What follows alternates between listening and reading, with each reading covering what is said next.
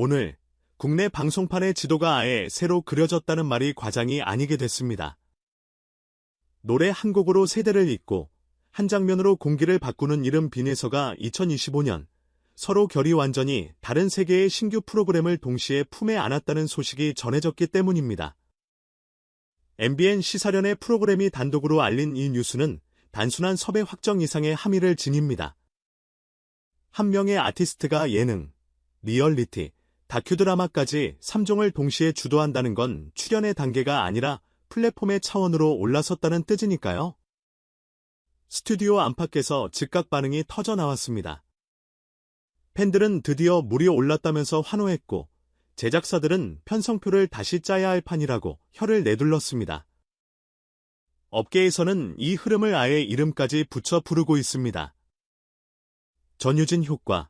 이번 프로젝트의 설계도를 한 장씩 넘겨보면 왜 이 이름이 2025년 방송 생태계를 흔들 변수인지 금세 이해됩니다. 첫 번째 작업은 삶과 무대 사이. 조명 꺼진 순간의 온도를 있는 그대로 담아낼 리얼리티입니다.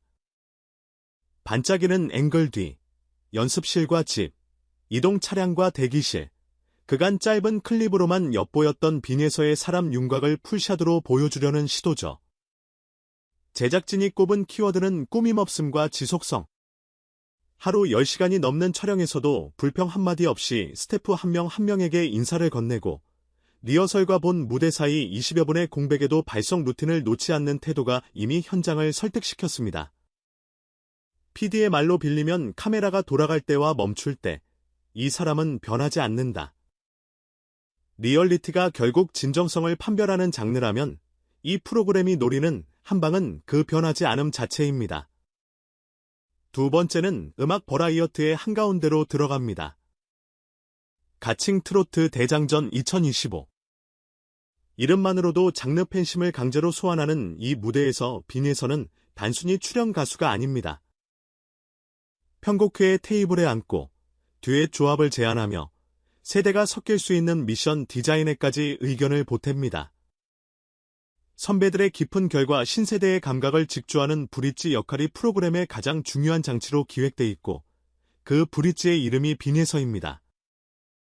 중장년층에겐 사무치는 한 구절로 MZ에겐 세련된 톤과 그루브로 서로 다른 관객을 같은 박자 위로 올리는 일말로는 쉬어도 실제로 구현하면 완전히 다른 난이도의 과제를 그녀는 특유의 명료한 딕션과 안정적인 호흡으로 풀 예정입니다. 현장에서 나온 말이 재밌습니다. 요즘 버라이어티는 편집이 절반이라고들 하는데 이 친구는 현장 완성본으로 올라온다. 편집실이 편해지는 가수. 늘 옳죠. 세 번째가 가장 야심차입니다. 다큐와 드라마를 접목한 드라마틱 다큐, 가칭 브루트롯입니다. 한국 대중음악사의 어느 골목에서 트로트가 어떻게 시대의 정서와 부딪히고 껴안으며 여기까지 왔는지를 현재형의 목소리로 재구성하는 작업이죠. 화자는 빈에서, 동시에 배우 빈에서가 1970년대의 한 가수를 살아보는 형식입니다. 내레이션은 사실에, 재현은 감정을, 인터뷰는 맥락을 채우는 삼중구조. 제작진이 빈에서를 이 폼에 대해 중심으로 세운 이유는 간단합니다. 발성과 발화, 두 개의 발을 모두 믿을 수 있기 때문입니다. 문장을 읽지 않고 의미를 말하는 사람, 다큐에서 제일 귀한 역량이죠. 여기에 시대극 톤을 흡수하는 순발력까지 보태지니 예고편만으로도 화제가 될 건 자명합니다. 현장으로 내려가 보면 더 흥미롭습니다. 리얼리티 촬영 첫날, 그녀는 스태프보다 먼저 도착해 조명 테스트에 맞춰 마이크 포지션을 조정하고 반사판 각도까지 체크했습니다. 바깥 녹화였기에 바람소리와 환경 노이즈가 변수가 될 수 있다는 걸 미리 메고 들어간 겁니다. 사소한 루틴 같지만 이런 디테일이 편집실에서 감탄을 부릅니다. 라이브 녹화에서는 테이크 사이사이 수분, 호흡 관리로 컨디션 피크를 일정하게 유지했고 음향팀과는 키 변환 시 레벨 드리프트를 최소화하는 방법을 사전에 합의해 두었습니다. 프로페셔널이라는 단어가 과하게 소비되는 시대에 이 사람은 그 단어의 기본값을 틀어올립니다. 폭발한 건 팬덤만이 아닙니다. 이름셋, 포맷셋이라는 헤드라인이 나간 직후 SNS 팔로워 수가 일주일 사이 40% 가까이 뛰었고 리얼리티 티저는 사흘 만에 120만 조회를 넘겼습니다. 유튜브는 댓글로 난리였죠. 드디어 빈에서의 하루가 콘텐츠가 된다. 노래는 알았지만 사람은 이제부터 수치가 말해주는 건 간단합니다. 팬덤이 대기에서 행동으로 전환했다는 것. 이제 이 이름은 프로그램을 살린다가 아니라 만든다로 쓰입니다. 광고계의 몸짓도 빨라졌습니다. 대형 뷰티 생활 금융 브랜드에서 동시에 러브콜이 들어왔고 상징성이 큰 캠페인에선 아예 브랜드가 빈에서를 빌린다가 아니라 빈에서가 브랜드를 선택한다의 구도로 협상이 이뤄지고 있습니다. 이미지의 핵심 키워드는 신뢰와 세대 융합. 명절 가족, 힐링 같은 대중정서 키워드와 만나면 지표가 올라가는 그림입니다. 그렇다고 음악이 느슨해졌느냐? 여기서 이 이름이 더 무섭습니다. 디지털 싱글 그날처럼은 발매 직후 주요 차트 상위권을 꿰찼고 라이브 클립은 소리의 결로 기억되는 영상이 됐습니다. 단어 하나, 호흡 하나를 남용하지 않는 절제와 끄트의 표정을 놓치지 않는 집중. 익숙한 발라드 포맷인데도 보는 이가 그냥 잘한다가 아닌 자꾸 돌려듣게 된다고 말하는 이유입니다. 연말엔 단독 콘서트를 예정해 두었고 지역 소극장부터 체육관까지 그릇을 달리한 연작 기획도 논의 중입니다. 음악과 방송의 시계가 서로의 속도를 망치지 않도록 섬세하게 타임라인을 겹치고 떼는 방식이게 요즘식 커리어 매니지먼트의 정답에 가깝습니다. 이쯤에서 그녀가 단순한 시청률 카드가 아니라 콘텐츠 메이커로 성장하고 있음을 확인하게 됩니다. 회의실 안에서 빈에서는 말수가 많은 편은 아니지만 들어보면 늘 핵심을 찌릅니다. 이 장면에서 시청자가 저를 더 알게 되는가? 이 편곡이 선배님의 이야기를 가리는가? 드러내는가? 이 대사가 다큐의 진실성을 흔들지는 않는가? 제작진 입장에선 달콤한 지적입니다. 애정이 전제된 전문성. 그래서 한 PD는 이렇게 말했습니다. 출연자가 아니라 공동저작자에 가깝다. 이 문장, 방송 산문집에 실릴 법한 찬사죠. 국경 너머로 시선을 돌리면 더 큰 판이 보입니다. 워싱턴 DC에서 열린 공식 초청 무대에 섰던 일화는 이미 팬들 사이에선 전설처럼 회자됩니다. 현지 보도에 따르면 행사 관계자들은 한국 대중음악의 스펙트럼이 댄스와 보컬, 그룹에만 머무르지 않는다는 사실을 빈에서의 무대를 통해 체감했다고 전했고 공연 직후 주최 측의 감사 인사가 이어졌다는 전언도 있습니다. 무엇이 사실이고 무엇이 과장이든 중요한 건 이 장르 K-트로키 언어 장벽을 소리의 결로 뛰어넘는 순간들이 분명히 늘고 있다는 점입니다. 미국 주요 도시에서 페스티벌 형태의 제안이 오가고 아시아 투어와의 시너지를 도모하는 실무 미팅이 진행 중이라는 정황만으로도 충분히 의미 있죠. 이 이름이 국경을 건너는 방식은 단순한 이식이 아니라 현지 정서와의 공명을 만들어내는 쪽입니다. 결국 질문은 하나로 수렴합니다. 왜 하필 지금? 왜 빈에서인가? 답은 몇 줄로 요약됩니다. 첫째, 소리.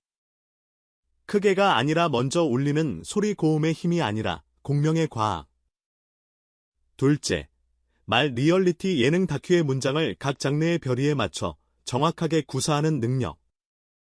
셋째, 태도. 스태프를 대하는 방식, 선배를 존중하는 방식, 팬에게 답장하는 방식이 이 사람의 다른 모든 것을 증명한다는 사실. 넷째, 구조. 출연을 넘어 기획과 제작의 회로에 연결된 최근식 아티스트의 구조.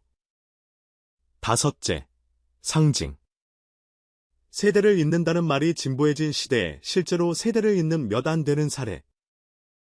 방송통신심의 관련 기관에서 건강한 제작 사례로 그녀가 참여한 포맷을 검토 중이라는 소식도 들립니다. 청소년 대상 공익 캠페인의 얼굴로 협의가 오간다는 전언도 있고요. 영향력이라는 말이 막연한 추상 명사가 아니라 실제로 제도와 현장을 움직이는 명사가 되는 순간 그 선도에서는 사람은 의외로 과장이 없는 이들인 경우가 많습니다.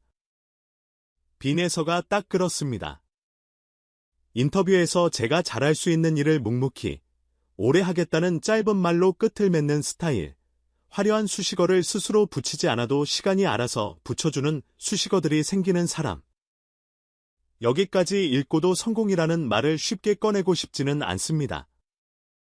왜냐하면 이 프로젝트들의 진짜 무게는 숫자나 화제성보다 지속 가능성에 있기 때문입니다. 리얼리티는 진정성이 바닥나면 금세 수명을 다하고 음악 버라이어티는 출연 라인업이 신선하지 않으면 호흡이 끊기며 드라마틱 다큐는 팩트체크에 촘촘함이 흔들리면 신뢰가 무너집니다. 세 장르 모두가 길게 가기 어려운 조건을 달고 태어났다는 뜻입니다.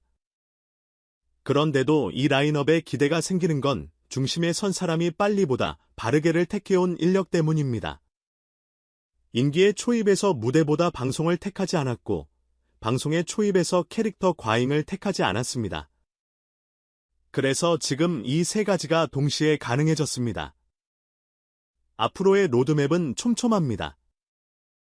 리얼리티의 시즌 1은 감정선의 기복을 최소화하는 방식으로, 음악 버라이어티는 매회 한 번씩 세대 핫스팟을 만드는 방식으로, 드라마틱 다큐는 역사적 사건과 개인 서사를 교차시키는 방식으로 시청자와 호흡을 맞춥니다. 연말 콘서트는 방송과 상호 증폭을 노리는 크로스 프로모션 구조로 설계되고, 지역 공연은 앵콜이 아닌 지역 맞춤형 큐레이션으로 차별화됩니다. 동시에 해외 일정은 보여주기 투어가 아닌 정착형 쇼케이스로 낭비 없는 확장을 도모합니다. 이쯤 되면 묻고 싶습니다. 이 프로젝트는 누가 설계했나? 답은 간단합니다. 빈에서와 그의 팀. 마지막으로 덧붙이고 싶은 장면이 있습니다. 어느 저녁 리허설이 끝나고 스태프들이 장비를 정리할 때였습니다. 빈에서가 무대 가장자리에 앉아 오늘 녹화 중에 놓쳤다고 느낀 한 호흡을 혼자 다시 맞춰보더군요. 누가 보라고 하는 것도 아닌데 조용히. 그 장면이 묘하게 오래 남습니다. 큰 무대는 박수로 채워지지만 긴 커리어는 그런 고요로 채워지니까요. 2025년, 이 이름이 세계의 다른 길을 한 번에 걷습니다. 리얼리티의 솔직함, 버라이어트의 흥, 다큐드라마의 깊이, 새 길이 어디로 모일지 아직 우리는 모릅니다. 다만 분명한 건 그 길 위에 급함 대신 꾸준함, 과장 대신 진심, 혼자 대신 함께가 도드라진다는 사실입니다. 그래서 이 여정의 제목은 아마도 이렇게 쓰일 겁니다. 빈에서 한 사람의 목소리가 한 시대의 장르를, 한 장르가 한 시대의 문화를 바꿔가는 시간. 이제 막 첫 페이지가 넘겨졌습니다. 여러분은 어느 장면에서 그 첫 줄을 기억하게 될까요?